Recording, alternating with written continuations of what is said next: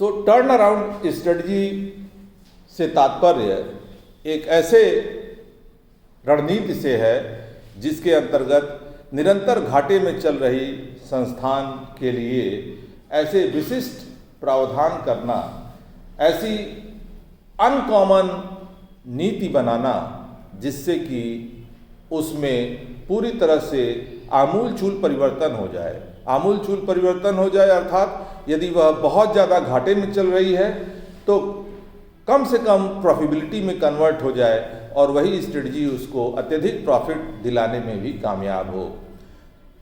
Railway for example एक समय जब बहुत बड़ी घाटा में चल रहा था तो तत्कालीन रेल मंत्री ने ऐसे कमेटी गठित की जिनके द्वारा अनकॉमन डिसीजंस लिए गए। अनकॉमन डिसीजंस जो इससे पहले रेलवे में कभी भी नहीं देखे गए थे, न सुने गए थे।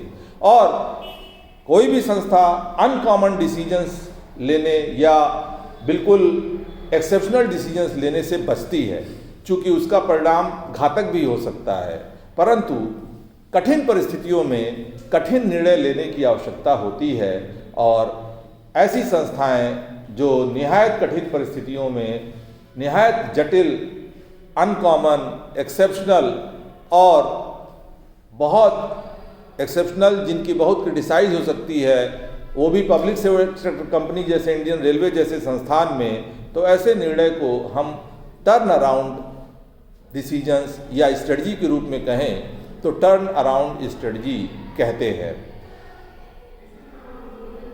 प्रायः सरकारें भी और प्राइवेट सेक्टर के अंडरटेकिंग्स भी, वे संस्थाएं जो निरंतर घाटे में चल रही हैं, जिनमें अनेक प्रयासों के बावजूद कोई परिवर्तन या उसमें लाभ या जो भी संकट या परेशानी है उसमें कोई सुधार परिलक्षित नहीं होता, तो ऐसी दशा में वो गंभीरतापूर्वक अनकॉमन या एक्सेप्शनल डिसीजंस लेने को बाध्य होते हैं।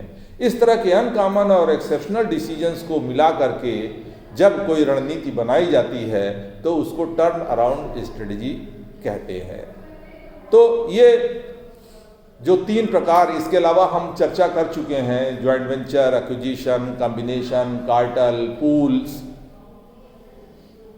फॉरेन अलायंसेस, ये सभी विभिन्न प्रकार के स्ट्रेटजिक अल्टरनेटिव्स हैं, अर्थात रणनीतियों के विकल्प हैं।